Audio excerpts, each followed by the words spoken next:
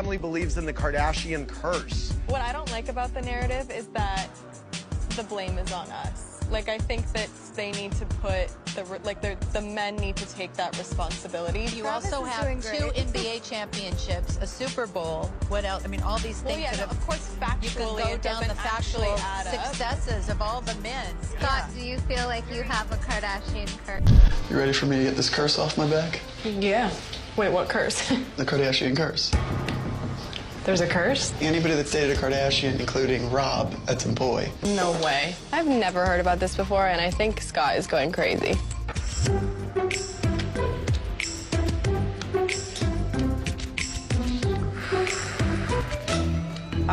The cards talk about the Kardashians are cursed by witches. We need to talk about this. In 1809, the Kardashians' great-great-great-great-grandmother, Kekel Kardashian, had just given birth at 19. She wanted the best for her baby girl, so she went to the local town witches and asked for not only her baby, but for all future female generations of the Kardashians to have fame, power, and wealth. Now, the witches granted this wish, but at a cost. In order for the Kardashians to keep the fame they had been given, they needed to lure men into their life so the spirits of past witches could steal their energy and happiness. So now let's flash forward to these Kardashians, who, by the way, got famous out of nowhere. In order for the Kardashians to keep their fame, they had to lure many men into their lives, which explains the many exes of the Kardashians. Dating Kylie Jenner is going to ruin Timothée Chalamet's career. He's gonna lose respect in the industry because nobody has respect for the Kardashians in the industry. They're trying to push their way in, but they're not respected because they don't have any talent.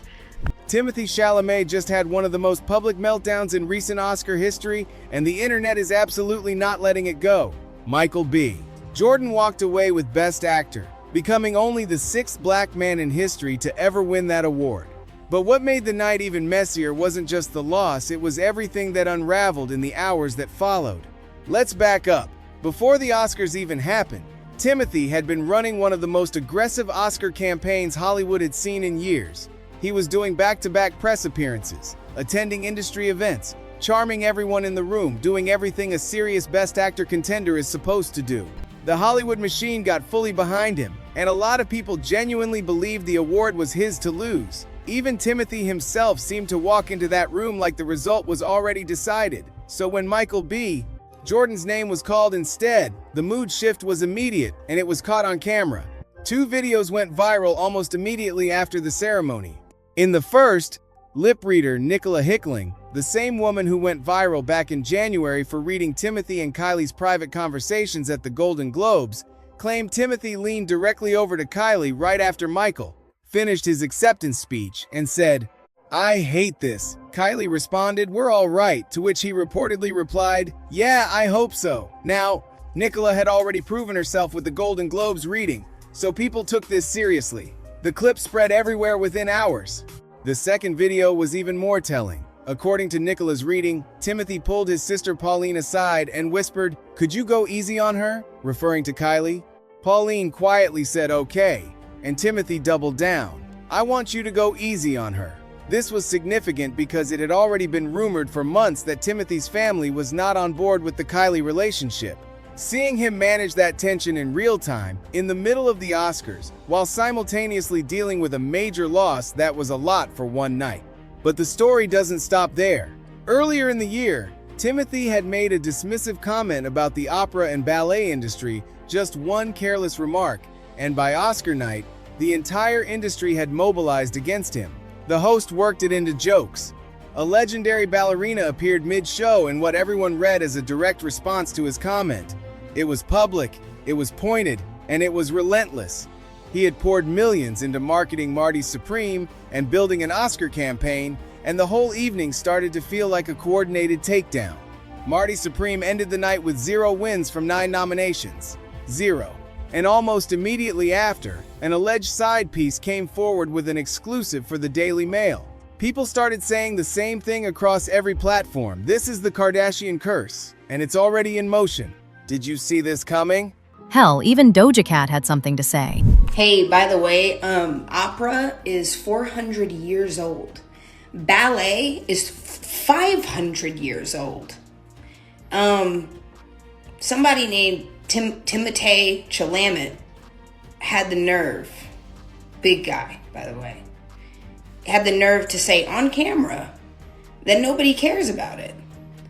I'm sure you could walk into an opera theater right now, seats will be filled out, and nobody's saying a word as the performance is going because everybody has that much respect for it.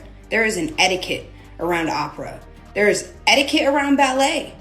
It's amazing. It's an amazing theater medium. It's fucking beautiful. And people go there every day to the dance studio. Dancers show up 8 a.m., 6 a.m., whatever. They show up and they bleed every single day just because they have respect for it. They love it. They love what they do. It doesn't matter if the industry is having a tough time at any time, which a lot of industries have a tough time. Your industry has a tough time. My industry has a tough time. Doesn't mean people don't care about it. People care. The dancers care. The singers care. The audience cares. There's still an audience. You show up in a nice outfit, you sit the and shut the up. That's the usual etiquette around those things. The entire Oscar night became a running joke at Timothee's expense. From the host's digs to that ballerina moment, every bit of it was a direct hit. It was a complete disaster from start to finish. Security is extremely tight tonight. I just got to mention that, yeah. I'm told there's concerns about attacks from both the opera and ballet communities.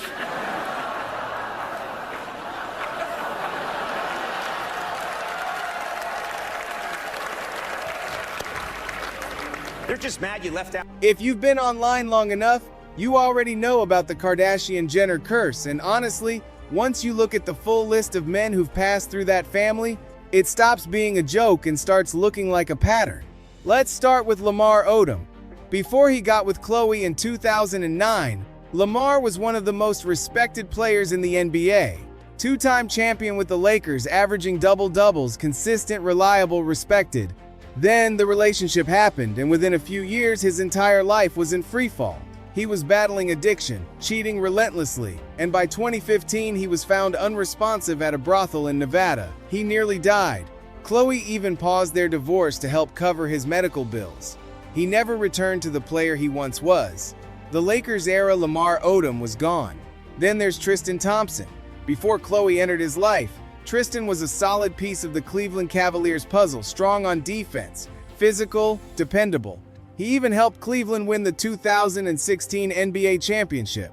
But after he got with Khloe, he became more famous for cheating scandals than for anything he did on the court. He cheated on her while she was pregnant. Then again.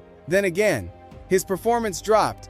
He's been bouncing around different teams ever since, never recapturing that championship-level reputation. And Khloe kept taking him back, which only added more fuel to the public spectacle. James Harden also had a brief fling with Khloe around 2015, and he later said publicly that it was the worst year of his entire life. That's a strong statement from someone who was an MVP-level player at the time.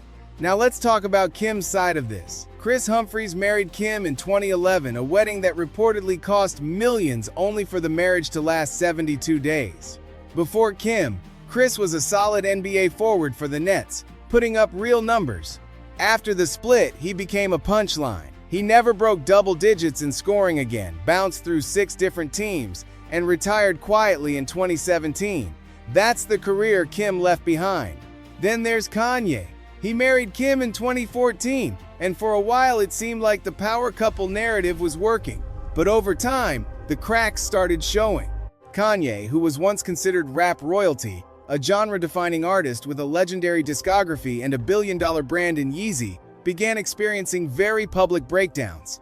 He was hospitalized in 2016. The divorce came in 2022, and then the controversies that followed cost him billions in lost partnerships and brand deals.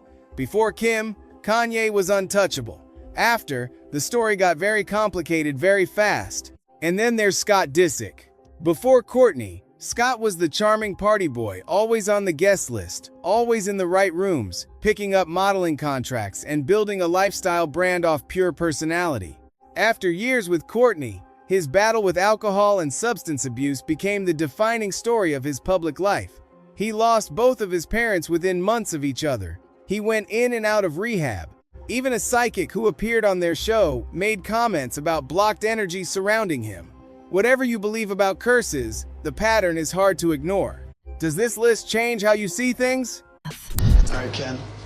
You ready for me to get this curse off my back? Yeah. Wait, what curse? The Kardashian curse. There's a curse? Anybody that's dated a Kardashian, including Rob at some boy, has gotten cursed. After this last guy, I had to take matters into my own hands. And I found somebody who does, the card reading and really gets to the bottom of curses. So I was like, Kendall, come with me and let's figure this out and see if this is real or not. There's something going on in the water. There's no way. I've never heard about this before, and I think Scott is going crazy. So what would you like me to look at first? I feel like some curse has been put upon me, along with a lot of other men that I'm close with. Okay. And now Timothée Chalamet looks like the newest name on that list. The Oscar loss was already bad enough, but what happened in the days after made everything significantly worse. Just as rumors started circulating that Timothée and Kylie were on the verge of a breakup following the Oscars night drama, a woman named Sarah Tenna stepped forward and gave an exclusive interview to the Daily Mail. Her claim was direct. She and Timothée had been in an ongoing affair for years, right through his entire relationship with Kylie Jenner. According to Sarah, the whole thing started in January 2020. She had just watched him in the film The King, slid into his DMs, and told him she was a fan. He didn't respond right away, but months later, out of nowhere, he liked the message. That one turned into a conversation. The conversation turned into exchanging phone numbers, and eventually they met up at a friend's place in Santa Monica. Sarah says Timothée made the first move that night. From there, they kept seeing each other regularly. This went on for over 2 years. Then in June 2022, Sarah says she told him directly that she had real feelings for him, and she claims he told her he felt the same way. She thought she had something genuine. She thought this was building into something real. Then 2023 arrived, and the Paris Fashion Week photos of Timothée and Kylie dropped all over the internet. Sarah says she was completely blindsided. She had no idea. She genuinely believed she was the one he was serious about, while the whole time he was publicly dating one of the most famous women in the world.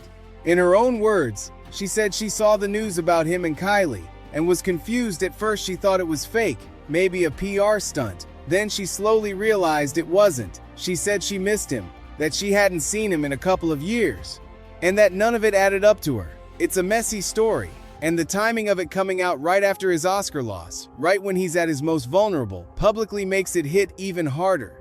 And the internet responded exactly how you'd expect. One person wrote, "If you need more proof that the Kardashian curse is real, look no further.